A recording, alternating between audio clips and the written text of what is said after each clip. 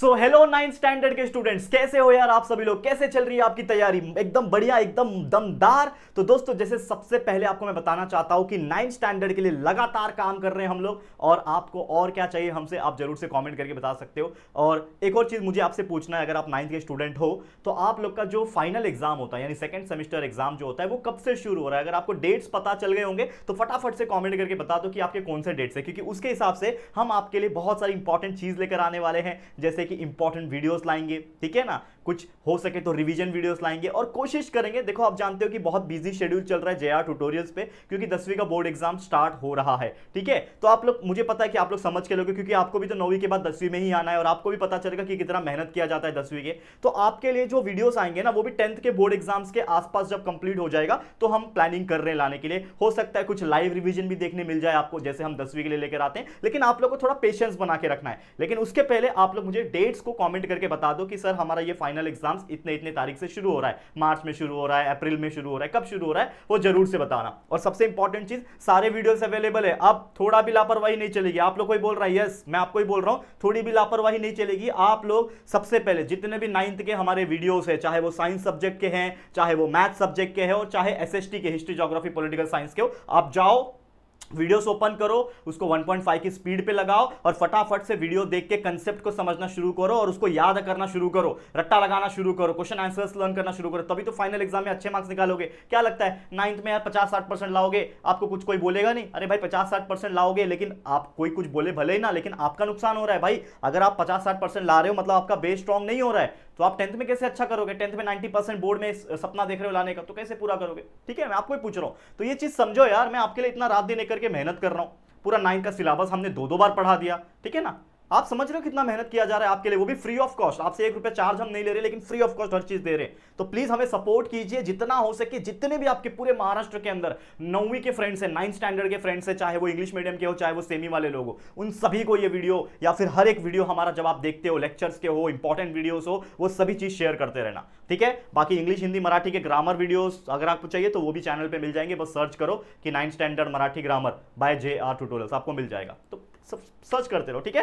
तो आज का लेक्चर स्टार्ट करेंगे, जो कि है 9th स्टैंडर्ड का साइंस का एक और चैप्टर नंबर 14 हमारा चल रहा था, तो आज ये चैप्टर खत्म हो जाएगा। चौथा लेक्चर है आज, देख सकते हो, सब्सटेंस इन कॉमन यूज, जिसमें हमने बहुत सारे सॉल्ट्स के बारे में पढ़ाई किया, बहुत सारे एलम्स के बारे में पढ़ाई किया, बहुत सारे ऐसे फंडे के बारे में पढ़ाई किया जो हम डेली लाइफ में यूज करते हैं, जैसे baking soda, washing soda, bleaching powder, ये सब चीज हमने डिस्कस किया था। पिछले कुछ लेक्चर में भी हमने बहुत सारे इंपॉर्टेंट चीजें डिस्कस की, अगर आपको याद होगा तो हमने कॉमन सॉल्ट वगैरह तो डिस्कस किया था, लेकिन साथ ही में हमने डिस्कस किया था कि कैसे रेडियो एक्टिव एलिमेंट्स काम करते हैं। हमने देखा था लास्ट टाइम में रेडियो एक्टिव आइसोटोप्स कौन कौन से फील्ड में काम करते हैं। तो आज का जो टॉपिक है हमारा, वो शुरू करेंगे सम इंपॉर्टेंट, और we can say some chemicals in our daily use, ठीक है। डेली लाइफ में हम बहुत सारे केमिकल्स को इस्तेमाल करते हैं। मार्कर ले लेता हूं और चलिए शुरुआत करते हैं। आप लोग इस वीडियो को भी अगर फास्ट देखना चाहते हो तो 1.25 की स्पीड लगा लेना, थोड़ा सा फास्ट आपको समझ में आएगा, ठीक है। चलो, तो केमिकल डेली लाइफ में कौन कौन से होते हैं? सबसे पहले आप देखोगे तो हम डेली लाइफ में फूड कलर का जरूर इस्तेमाल करते हैं। फूड कलर और एक्सेंस, अगर हम बात करें, बहुत सारे ऐसे फूड कलर होते हैं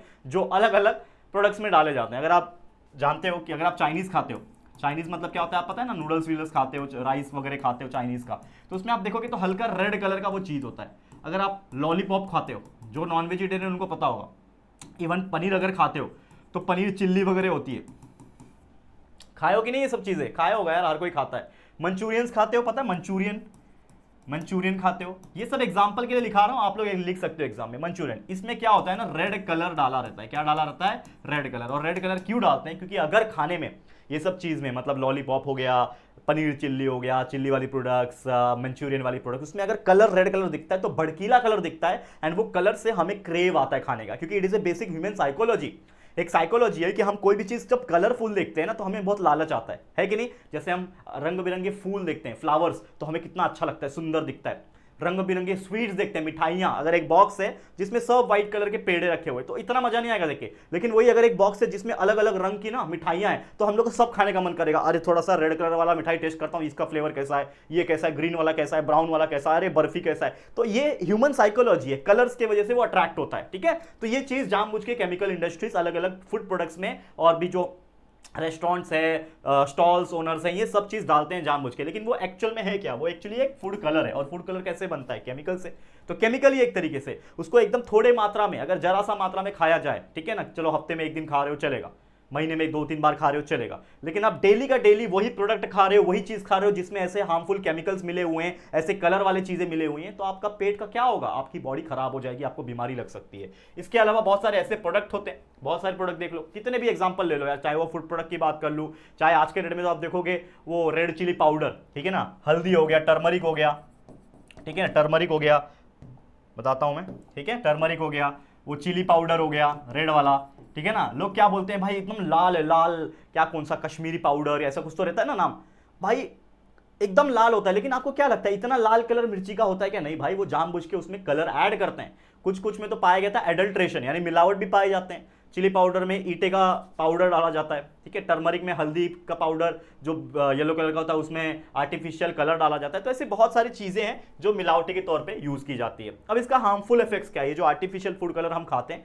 इससे क्या प्रॉब्लम हो सकता है, क्योंकि भाई ये भी तो जानना जरूरी ना कि सर क्या होगा, अगर बन रहा है तो कहीं ना कहीं अच्छा ही होगा। भाई नहीं अच्छा है, उसके कुछ नुकसान भी है। क्या क्या नुकसान है देखेंगे। तो फूड कलर की अगर मैं बात करता हूं तो उसमें होता है लीड एंड मर्क्यूरी नाम का केमिकल्स। तो लीड एंड मर्क्यूरी ये पहली बात तो पॉइजनस केमिकल है, अगर इसका इंटेक रखा जाए, अगर हमारे ह्यूमन शरीर में ये लीड एंड मर्क्यूरी नाम के केमिकल जाएंगे तो हमारा हेल्थ बहुत ज्यादा खराब हो सकता है। It is very harmful for health, ठीक है।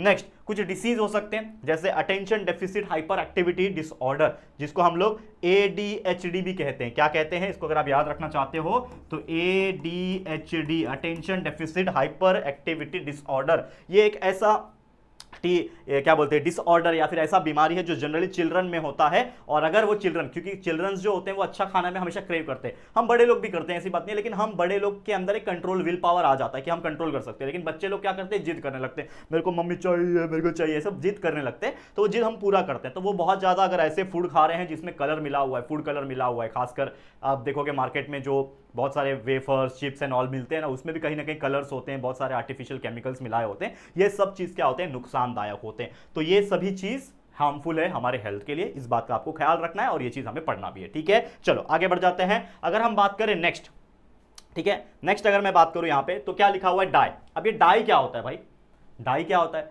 अब डाई की अगर मैं बात करता हूं तो हमेशा आपको एक चीज याद रखना है, डाई जब भी आप वर्ड सुनते हो तो आपके दिमाग में ना एक चीज बहुत ज्यादा याद आता होगा जिसको बोला जाता है हेयर डाई, ठीक है। हेयर डाई, बाल में कलर करते हैं, टीवी में बहुत सारा प्रचार आता है, लगा लो 20 मिनट में बाल काले एकदम, ठीक है ना। तो वो जो डाई होता है, it is what, it is nothing but a chemical. वो एक केमिकल है जो अलग अलग केमिकल को बना के अलग अलग एलिमेंट को कंबाइन करके एक केमिकल बनाया गया है, जिसको अगर आप अपने बालों पे लगा लो तो बाल काले हो जाएंगे। लेकिन आफ्टर सम टाइम, लगभग 15 दिन 20 दिन 1 महीना 1.5-2 महीने के अंदर वो केमिकल जो है वो कहीं ना कहीं निकलने लगेंगे और आपका बाल जैसा पहले था वैसा हो जाएगा और शायद उससे भी खराब हो जाए, मतलब व्हाइटिश और हो जाए। लेकिन सिर्फ डाई हेयर डाई में यूज होता है क्या? नहीं, there are so many types of dye जो अलग अलग चीज में होता है। आप जो कपड़े पहनते हो उसमें भी डाई लगा होता है, ठीक है। ऐसे बहुत सारी चीजें आपको देखने मिल जाएगी। तो the colour substance which on applying to an article imparts that colour, यानी कोई भी ऐसा कलर सब्सटेंस में अगर वो डाई को लगा दिया जाए तो वो उसका कलर ले लेता है। जैसे जीन्स वगैरह आप पहनते हो तो कभी नोटिस किया है कि जब हम कपड़े लेके आते हैं, नए नए जीन्स लेके आते हैं, ब्लैक जीन्स ब्लू जीन्स लेके आते हैं, अगर पहली बार जब उसको धो रहे होते हैं ना तो उसमें से कलर निकलता है। देखा है कभी, नोटिस किया है? कमेंट में बताओ कि क्या सभी किसी का कलर छूटा। जैसे मैं कभी कभी बचपन में हम लोग जीन्स वगैरह पहनते थे और पहली बार जब हम पहन के हो जाएगा मम्मी उसको धोती थी, तो धोने के बाद उसमें से पानी जो निकलता था ब्लू ब्लू कलर का निकलता था, ब्लैक जीन्स रहेगा तो ब्लैक ब्लैक कलर का निकलेगा। तो वो क्या होता है, आपके साथ हुआ है कि नहीं? कमेंट करके बताओ जल्दी जल्दी, ठीक है। आपके साथ हुआ है? बिल्कुल हुआ रहेगा। तो वो जो कलर होता है it is nothing but what, chemicals होते हैं। वो क्या होता है, डाई होती हैं जो जानबूझ के लगाया होता है ताकि उसको कलर दिया जा सके, इसी को डाई बोला जाता है। अब इसका यूज क्या है इसको भी देख लेते हैं फटाफट से। बहुत सारे यूज है इसके भाई, बहुत सारे यूज है। तो this is use for, they are use for colouring cloth and hair, मतलब कपड़े में और बालों में डाई करने के लिए इस्तेमाल होता है, ठीक है। बहुत सारे फ्लोरोसेंट कलर्स होते हैं ताकि स्ट्रीट बोर्ड्स और नाइट में विजिबल हो सके। फ्लोरोसेंट कलर्स मतलब क्या होते हैं, जो रात के अंधेरे में चमके। जैसे आपने देखा होगा कभी भी रोड पे जाते हो, हाईवे पे जाते हो, ट्रेन से जाते हो, तो बड़े बड़े होर्डिंग्स लगे होते हैं, बोर्ड्स लगे होते हैं और कहीं कहीं दीवारों पे कुछ कलर से लिखा होता है एडवर्टाइज करने के लिए, किसी दुकान का नाम, किसी चीज का नाम। तो रात में हम जब जाते हैं ना तो वो थोड़ा सा चमकता है वो कलर। तो वो कलर कौन सा होता है, फ्लोरोसेंट कलर होता है जो रात के अंधेरे के रोशनी में चमकता है, ठीक है। अब डाइज जो होते हैं it is use to polish leather shoes. आपको पता है जो शूज में हम पॉलिश मारते हैं, ब्लैक शूज में, आप अपने स्कूल के ब्लैक शूज में मारते हो कि नहीं, पॉलिश मारते हैं ना ब्लैक कलर का, तो वो क्या है, वो भी एक डाई है, ठीक है, पर्स हो गया, चप्पल्स हो गया, जितने भी लेदर की चीजें बनती है उसमें भी पॉलिश किया जाता है। वो पॉलिश भी कहां से बनता है, कहीं ना कहीं डाई से ही इस्तेमाल किया जाता है। अब इसका नुकसान क्या है भाई, एडवर्स इफेक्ट क्या है भाई, क्योंकि भाई अभी दिया है तो मतलब नुकसान तो होगा ही, क्योंकि केमिकल है। तो इसका नुकसान ये है कि अगर हम हेयर को डाई करते हैं तो उससे हेयर फॉल होने के चांसेस ज्यादा होते हैं। जैसे मैंने बोला कि अगर आप हेयर डाई लगा लोगे स्टार्टिंग में तो बहुत अच्छा लगेगा, मेरे बाल काले हो गए, खासकर जो मिडिल एज के लोग होते हैं, मतलब हमारे फादर के जनरेशन के जो लोग होते हैं उनके बाल पक जाते हैं। अभी आप देखोगे तो मैं 29 ईयर्स का हो गया हूं, मेरे भी 2-4 बाल पकने स्टार्ट हो गए। क्यों? क्योंकि हम ऐसे इन्वायरमेंट में रहते हैं जहां पॉल्यूशन है, ये है, वो होना ही है, नेचुरल है, वो होगा ही होगा। लेकिन जो 35, 40, 45, 50 एज क्रॉस कर चुके हैं उनका कहीं ना कहीं बाल जो है बहुत सारे पकने स्टार्ट हो गए और पक भी गए होंगे। तो वो लोग क्या करते हैं, जवान दिखने के लिए हेयर डाई लगाते हैं। आज मैं हेयर डाई लगाएगा, कुछ फंक्शन आ गया, शादी आ गई किसी की, तो हेयर डाई लगाएगा, चमकने चाहिए, बाल काले दिखने चाहिए। तो वो जब लगाते हैं तो उससे और नुकसान होता है, हेयर फॉल होने के चांसेस होते हैं, हेयर के डैमेज होता है, टेक्सचर खराब होता है, बर्निंग ऑफ स्किन, यानी कि अगर कहीं डाई आप हेयर पे लगा रहे हो गलती से, यहाँ लग गया तो स्किन जल सकता है। तो बहुत सारे ऐसे प्रॉब्लम्स होते हैं। इवन आंखों में अगर गलती से चला गया तो प्रॉब्लम हो सकती है आंखों में। ठीक है, फिर वही चीज आ जाती है लिपस्टिक के बारे में। लड़कियों के ऊपर कोई है लड़की जो लिपस्टिक लगाती है? ऑब्वियसली लगाते हैं। 9th में आ गए तो क्या हो गया यार, सब लोग लगाते हैं, लड़कियां लगाती हैं। ठीक है, तो लिपस्टिक के अंदर भी क्या होता है, डाई प्रेजेंट होता है जिसका नाम है कार्माइन। कार्माइन करके एक डाई होता है जो लिपस्टिक को कलर प्रोवाइड करता है, और ये लिप्स को इफेक्ट तो नहीं करता लेकिन स्टमक डिसऑर्डर कर सकता है। क्योंकि भले ही आप लिप्स पे लगाते हैं, लड़कियां क्या करते हैं, लड़कियां लिप्स पे लगाते हैं, तो लिप्स पे लगाओगे तो लिप्स पे तो नुकसान नहीं पहुंचेगा, क्योंकि डाई अगर जैसे मैंने बोला कि अगर स्किन पे लग गया तो जलाएगा, लेकिन ये लिप्स को नुकसान नहीं करता है। तो प्रॉब्लम क्या है, लिप्स को नुकसान नहीं करता है। तो भाई जब आप खाना खाओगे तो जब लिप्स के थ्रू ही खाना खाओगे तो हो सकता है कुछ लिपस्टिक जो होता है वो खाने के साथ टच होके मिक्स होके वो आपके पेट में चला जाए। तो अगर वो लिपस्टिक का कलर आपके पेट में जा रहा होगा, जो कि जाता ही है, जो लड़कियां लिपस्टिक ज्यादा लगाती है और उसके बाद खाना खाती है तो लिपस्टिक के साथ साथ खाना के साथ साथ लिपस्टिक भी अंदर जाता ही है। ठीक है, तो कलर ही है, वो डाई है, कलर है, तो ऑब्वियसली स्टमक डिसऑर्डर यानी स्टमक पेन एंड बाकी चीजें ऐसी प्रॉब्लम हो सकती है। ठीक है, excessive use of plants for making natural dye. Natural dyes जो होते हैं वो प्लांट्स से लिए जाते हैं। ठीक है, जिसके वजह से बहुत ज्यादा नुकसान होता है इन्वायरमेंट के लिए। ठीक है, इन्वायरमेंट में प्लांट्स को कट किया जा रहा है, उससे डाई बना जा रहा है, बहुत सारी ऐसी चीजें हैं जिससे प्लांट्स वगैरह को क्या होता है बच्चा, नुकसान होता है। तो ये भी चीज हमारी इन्वायरमेंट के हिसाब से सोचने वाली बात है कि देखो लिपस्टिक लगाने के लिए, डाई लगाने के लिए भी यार पेड़ काटे जा रहे हैं, समझ रहे हो? ये सब चीजें जो है वो आपको समझनी पड़ेगी। ये चीज हो गया हमारा एक टॉपिक। अगला जो टॉपिक है वो है आर्टिफिशियल कलर्स। अब मैं बात करूं आर्टिफिशियल कलर्स की, तो ये जो कलर्स होते हैं आपने देखा होगा कि बहुत सारे विभिन्न प्रकार के कलर होते हैं। खासकर मैं बात कर रहा हूं होली के, तो होली के दिन अगर आपने देखा होगा कि सारे के सारे कलर्स जो होते हैं वो आर्टिफिशियल कलर होते हैं। ठीक है ना, गुलाल हम लोग बोलते हैं, आप लिख सकते हो एग्जाम्पल के तौर पर, अगर आपको लिखना है तो आप लिख सकते हो कि गुलाल हो गया, ठीक है, जिसको अबीर कहते हैं, ऐसे बहुत सारे नाम है उसके। ठीक है, तो ये सब कलर जो है क्या है, केमिकल्स है, वो केमिकल से बनते हैं, उससे हम होली खेलते हैं। और भी ऐसे बहुत सारे रिचुअल्स है जो जिसका हम कलर से इस्तेमाल करते हैं, कलर का इस्तेमाल करते हैं उस चीज़ को करने के लिए। तो कहीं ना कहीं अगर वो चीज़ हमारे स्किन के कांटेक्ट में आता है, आपने देखा होगा खासकर होली के दिन बहुत सारे लोग जबरदस्त तरीके से होली खेलते हैं, लेकिन उसके साइड इफेक्ट उनको 1 या 2 दिन के बाद दिखता है। इस साल भी होली आने वाली है, अभी लगभग ये जो वीडियो मैं रिकॉर्ड कर रहा हूँ ये लगभग फरवरी का मिडल है, यानी कि शायद 1 महीने के अंदर अंदर होली का फेस्टिवल आ जाए, जो कि इंडिया का one of the biggest festival है। दिवाली की अगर मैं बात करूँ, होली की बात करूँ, ये सब बड़े बड़े हिंदू त्यौहार के तौर पे मनाया जाता है। लेकिन इसमें हम क्या खेलते हैं, कलर खेलते हैं। तो अगर देखा जाए होली पानी से खेला जाए तो it is well and good. ठीक है, और भी तरीके होते हैं खेलने के, it is well and good. ठीक है, लेकिन जो कलर होता है, जो केमिकल कलर होता है, जो आर्टिफिशियल कलर होता है, उसका बहुत ज्यादा लोग इस्तेमाल करते हैं। आई डोंट नो, बहुत पता नहीं उस कलर को क्या बोलते हैं, थोड़ा सा डालो तो इतना ज्यादा वो सिल्वर कलर का हो जाता है, उसको मुंह पे ऐसा पोत देते हैं लोग, और वो 4 दिन तक कलर छूटता नहीं है। भूत बन के, एलियन बन के लोग घूमते हैं सड़कों पे, लड़कों लोग ने देखा हो। ठीक है, तो नाम जो पता होगा तो बता देना कमेंट सेक्शन में कि आप भी ऐसा कर चुके हो कि नहीं। देखो बचपन में मैं भी खेलता था यार होली, ऐसा होली खेलते थे लोटपोट होके, लेकिन कभी ऐसे आर्टिफिशियल कलर का दुरुपयोग नहीं करते थे।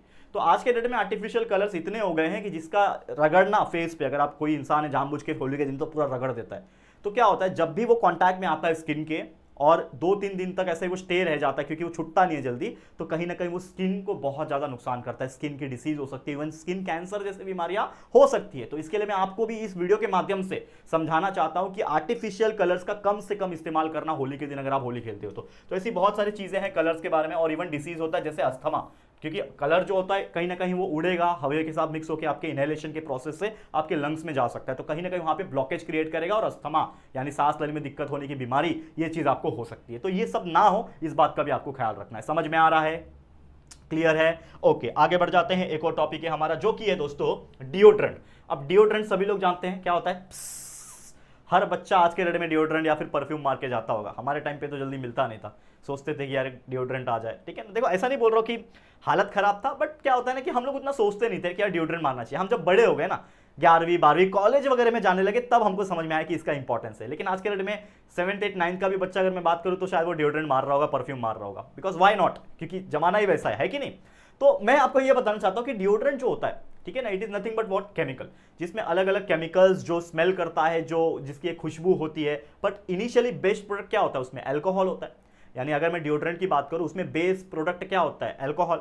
एक don't try this at home का एक एग्जांपल देना चाहता हूं। क्या है वो एग्जांपल, कि अगर आप कोई डिओड्रेंट लेते हो, उसको थोड़ा सा ना किसी फर्श के ऊपर यानी जमीन के ऊपर ऐसा मारना, टाइल्स के ऊपर मारना, या फिर किसी कागज या फिर किसी कपड़े के ऊपर ऐसा बहुत बार डिओड्रेंट मारना, और उसमें दूर खड़े होके एक माचिस का कांडी लगा के उसमें डाल देना, तो देखना आग पकड़ लेगा। क्यों आग पकड़ा, क्योंकि भाई उसमें क्या होता है, अल्कोहल होता है, जो जिससे दारू बनती है ना, अल्कोहल, वही टाइप का अल्कोहल इसमें भी होता है, लेकिन थोड़ा इसमें अलग फ्लेवर्स क्या बोलते हैं उसको, एक्सेंस के लिए, स्मेल के लिए डाला जाता है। बस वही ये चीज़ आपके बॉडी में आता है और वो धीरे धीरे करके स्मेल करता है, और लगभग 2 घंटा 3 घंटा चलता है, उसके बाद वो फेड हो जाता है, अल्कोहल उड़ जाएगा तो स्मेल भी उड़ जाती है। तो ये चीजें होती है डिओड्रेंट में। अब डिओड्रेंट भी होते हैं अलग अलग टाइप के। क्या होता है, पहला होता है ऑर्डिनरी डिओ।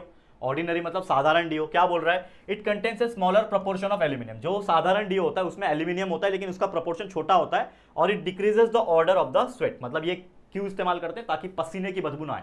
और ऑब्वियसली डिओड्रेंट परफ्यूम का आविष्कार यानी खोज तभी हुआ था क्योंकि सब लोग अच्छा सुगंध होना चाहते थे। जैसे मैं किसी के बाजू में खड़ा हूं तो मुझे अच्छा स्मेल आए, तो जिससे पॉजिटिविटी आती है। क्या आप ऐसे इंसान के बगल में खड़ा होना पसंद करोगे जिसमें पसीने की बदबू गंदी वाली आती है? नहीं, आप नहीं पसंद करोगे। तो इसीलिए परफ्यूम बने गए अर्लियर टाइम्स में, अभी से नहीं है, आज से लगभग 500 हजारों साल पहले से परफ्यूम बनते आ रहे हैं, लेकिन उसका एक तरीका होता था अलग अलग। अब एक होता है एंटी पर्स्पिरेंट डिओ, ठीक है, क्या है, एंटी पर्स्पिरेंट डिओ। तो ये क्या करता है, decrease the extent of sweating, sweating को कम करता है, जिसके अंदर लगभग 15% क्या प्रेजेंट है, एल्यूमिनियम क्लोरोहाइड्रेट प्रेजेंट है, जो कि क्या करता है, स्वेट के पोर्स होते हैं, आपको पता है ना, हमारे हाथों में या फिर कहीं पे भी जहां से पसीना निकलता है वहां पे छोटे छोटे होल होते हैं, जो कि दिखाई नहीं देते, बहुत छोटे होते हैं, इतने छोटे होते हैं कि जल्दी आंखों से दिखाई नहीं देते, तो उसी होल में से पसीना बाहर निकलता है। तो ये जो डिओड्रेंट है एंटी पर्स्पिरेंट डिओ, ये क्या करता है, स्वेटिंग के स्टॉप क्यों करता है, कैसे कर पाता है, क्योंकि जैसे हम डिओ मारते हैं उस जगह का वो पोर्स को ब्लॉक कर देता है टेम्पररी, जिसके वजह से पसीना बाहर नहीं निकलता है और आपका जो स्मेल है, जो भी फ्लेवर रहेगा वो बना रहेगा। इसके अलावा होता है क्लिनिकल डिओ, ठीक है। तो कुछ पेपर जो लोग होते हैं वो बहुत ज्यादा हैवी स्वेट करते हैं, जैसे कुछ लोग को पसीना इतना आता है, खड़े खड़े पसीना निकलता है, ठीक है, मेरे को भी आता था, अब कम हो गया आपने देखा होगा पहले के टाइम पे वीडियोस, अगर मेरे बहुत पुराने व्हाइट बोर्ड वाले, मेरे को पसीना बहुत आता था, ठीक है। तो कुछ ऐसे लोग होते थे जो हेवीली स्वेट करते थे और उनका it has harmful effects on the skin, मतलब स्किन पे बहुत बुरा प्रभाव होता था। और क्लिनिकल डिओ जो था वो ऐसे लोग के लिए ही बनाया गया था जिसमें लगभग 20 से 25% एल्यूमिनियम था। यानी पहला जो ऑर्डिनरी डिओ है उसमें एल्यूमिनियम बहुत कम था, सेकंड वाला डिओ में 15% एल्यूमिनियम हाइड्रोक्लोरेट था, ठीक है, क्लोरोहाइड्रेट था। और जो थर्ड वाला है जिसका नाम था क्लिनिकल डिओ, इसमें थोड़ा एल्यूमिनियम ज्यादा है, एल्यूमिनियम की मात्रा ज्यादा है, 20 से 25% एल्यूमिनियम है, और ये जनरली नाइट के टाइम इस्तेमाल किया जाता था, ठीक है। अब इसके हार्मफुल इफेक्ट्स भी होंगे भाई, हर किसी का नुकसान तो होता ही है ना, इतना आप कर रहे हो, स्किन पे मार रहे हो, वो सब क्या है, केमिकल ही है कहीं ना कहीं।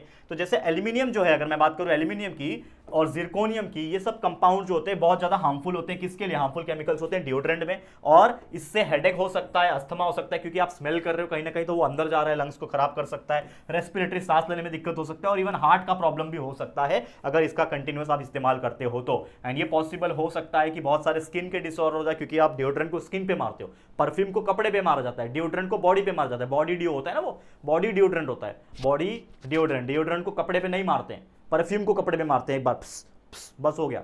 लेकिन डिओड्रेंट क्या होता है, प्स, ऐसे निकलता है, देखा है कि नहीं देखा है, ठीक है। तो वो फर्क होता है जिससे स्किन की प्रॉब्लम, स्किन कैंसर जैसे बीमारियां हो सकती है। तो ये सब चीज भी आपको ध्यान में रखना। और इससे आपको क्या पता चला कि बॉडी डिओड्रेंट का कम इस्तेमाल करना चाहिए। परफ्यूम भले आप कपड़े पे मारते हो ना, तो कपड़े पे स्मेल रह जाता है, तो it is okay to use perfume, but deodorant जो होता है वो थोड़ा सा मुझे लगता है स्किन का प्रॉब्लम दे सकता है, इसके लिए डिओड्रेंट का कम से कम इस्तेमाल करो तो बेटर है। और अच्छा वाला जो कंपनियां दावा करती है कि हाँ इससे कोई साइड इफेक्ट्स नहीं है, तो वो कंपनी का इस्तेमाल करो तो ज्यादा बेटर होगा। समझ में आ रहा है, क्लियर है। तो ये हो गया आपका डिओड्रेंट का टॉपिक। और आखिरी के कुछ टॉपिक्स रह गए, उसको भी फटाफट से देख लेते हैं। अगला है टेफ्लॉन। अब टेफ्लॉन क्या होता है, आपने शायद सुना होगा, टेफ्लॉन एक ऐसा चीज है जो कि कोटिंग करने में हेल्प करता है, किसमें, बर्तन में, कोटिंग द कुकिंग यूटेंसिल, जो कुकिंग वाले बर्तन होते हैं। जैसे आपने देखा होगा, सुना होगा, नॉन स्टिक तवा, नॉन स्टिक तवा, नॉन स्टिक कढ़ाई, आज के डेट में यही सब चल रहा है। तो नॉन स्टिक मतलब क्या होता है कि भाई उसके ऊपर एक ऐसा लेयर है केमिकल का, उस केमिकल का नाम है पॉलीटेट्राफ्लोरोइथेन, C2F4N।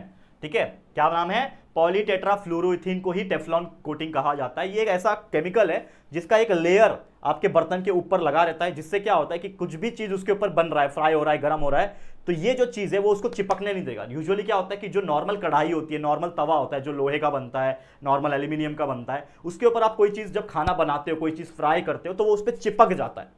और इसके बाद चिपकने की वजह से बहुत सारे प्रॉब्लम हमें बर्तन धोने में भी फेस करने पड़ते हैं, और इवन वो चिपकने के बाद थोड़ा सा फ्लेवर भी खराब हो जाता है। तो इसीलिए आज के डेट में आप देखोगे तो 90% घरों में नॉनस्टिक तावा जो है, नॉनस्टिक पैन जो है वो इस्तेमाल किया जाता है, ताकि स्मूथली, और वो भी लेस ऑयल में, अगर आप कम ऑयल डालोगे तो भी वो स्लिप होगा वहां पे और अच्छे से खाना बन जाएगा। तो इसीलिए इसका इस्तेमाल होता है टू अवॉइड स्टिकिंग, चिपकने से बचाता है। अब इसकी प्रॉपर्टीज क्या है अगर मैं बात करूं तो सबसे पहले atmosphere and chemical substance have no effect on Teflon, यानी कि कोई भी चीज चाहे वो गर्मी दे दो चाहे वो हवा हो, इससे टेफ्लॉन की कोटिंग पे कोई फर्क नहीं पड़ता। हाँ, टाइम टू टाइम 2-4-5 साल के बाद तो वो तो फेड हो ही जाएगा, लेकिन कोई भी इसके केमिकल और एटमॉस्फेयर का कोई भी फर्क टेफ्लॉन के ऊपर नहीं पड़ता है। इसके लिए आपका नॉनस्टिक तवा, नॉनस्टिक पैन चलता रहता है। पानी का या फिर कोई भी ऑयल का कोई भी चीज उसके ऊपर चिपकता नहीं है, टेफ्लॉन के ऊपर कोई भी चीज चिपकेगा नहीं, और इसीलिए इसको नॉनस्टिक तवा बोलते हैं, नॉनस्टिक कुकिंग यूटेंसिल बोलते हैं। हाई टेम्परेचर भी इफेक्ट नहीं करेगा, मतलब 327 डिग्री तक भी अगर उसको हीट किया जाए तो वो नहीं पिघलेगा, मतलब 327 के बाद वो पिघलना स्टार्ट होता है टेफ्लॉन, उसकी मेल्टिंग पॉइंट उतनी होती है।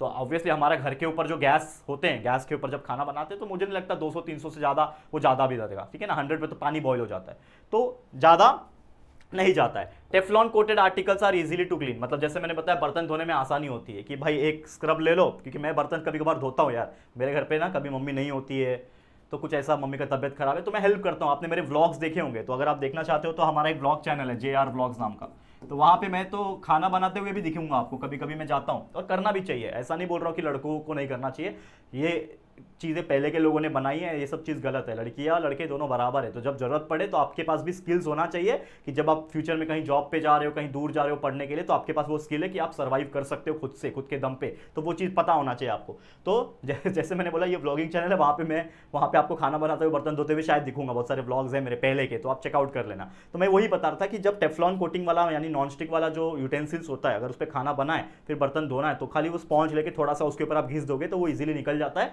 और साफ करने में, धोने में आसानी हो जाती है। ठीक है, अगला है यूजेस। टेफ्लॉन का यूजेस क्या है? जैसे मैंने बोला कि ये बहुत ही पुअर कंडक्टर है इलेक्ट्रिसिटी का, और इसीलिए टेफ्लॉन के वायर्स, मतलब टेफ्लॉन के वायर्स नहीं, टेफ्लॉन के क्लैडेड वायर्स जो है ये यूज किया जाता है हाई टेक्नोलॉजी में और इलेक्ट्रॉनिक इंस्ट्रूमेंट्स में। ठीक है, दूसरा making non stick kitchen ware, kitchen articles बनाने में काम आते हैं।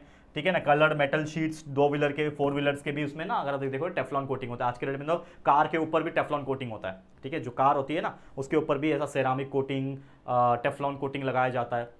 ये सब चीज़ इससे क्या होता है कि वो स्क्रैचेस वगैरह से बचता है। ठीक है ना, हाई टेम्परेचर एंड बारिश वारिश से बचाता है। तो ये सब कुछ चीज़ें हैं, आप इसको याद कर लेना, बाकी तो आपको समझदारी हो, आप पढ़ लोगे, कोई दिक्कत की बात नहीं है। और आखिरी का कुछ टॉपिक्स है, इसको भी देख लो। जैसे जैसे हमने अभी टेफ्लॉन कोटिंग पढ़ा, वैसे पाउडर कोटिंग होता है। पाउडर होते हैं अलग अलग केमिकल सब्सटेंस के, जो कि आयरन के ऊपर, ऐसे अलग अलग मटेरियल्स के ऊपर लगाया जाता है ताकि उसमें भी करोजन ना हो, जंग ना पकड़े। फिर एनोडाइजिंग टेक्निक है, ठीक है ना, एनोडाइज किया जाता है जिसमें अलग अलग मेटल्स के ऊपर कोटिंग किया जाता है। ठीक है ना, गैल्वेनाइजिंग होता है, एनोडाइजिंग होता है जंग लगने से बचाने के लिए। फिर सेरामिक कोटिंग होती है, सेरामिक जिसमें पोर्सिलिन होता है, चाइना बोन होता है, एडवांस सेरामिक होता है, जिससे बर्तन भी बनते हैं। आपने देखा होगा ना, चाइना बोन, चीनी मिट्टी जिसको बोलते हैं, उससे बर्तन बनते हैं। पोर्सिलिन से बर्तन बनते हैं, सेरामिक्स और भी ऐसे केमिकल्स मिला के बनते हैं। तो ऐसी बहुत सारी चीज़ें हैं जो आप पढ़ोगे तो आपको समझ में आएगा। तो बस इसी के साथ मैं बोलना चाहता हूँ कि हमारा ये जो चैप्टर है ये पूरा होता है। कुछ टॉपिक्स है, इसको आप एक बार जरूर से रीड कर लेना, आपको समझ में आ जाएगा। बाकी है कुछ है नहीं इस चैप्टर में। तो इसी के साथ ये चैप्टर पूरा होता है हमारा। और भी जो आने वाले